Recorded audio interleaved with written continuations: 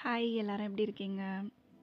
லைஃப்பில் சில நேரம் விமன் நம்ம ஒரு ரொம்ப கஷ்டமான ஒரு ஃபேஸில் இருக்கிறப்போ like family pressure, work stress, health issues, emotions எல்லாமே ஒன்றா வந்த மாதிரி ஃபீல் ஆகும். அந்த மாதிரி நேரத்தில் அவங்களுக்கு ஸ்ட்ரென்த் கொடுக்கறது யார் தெரியுமா?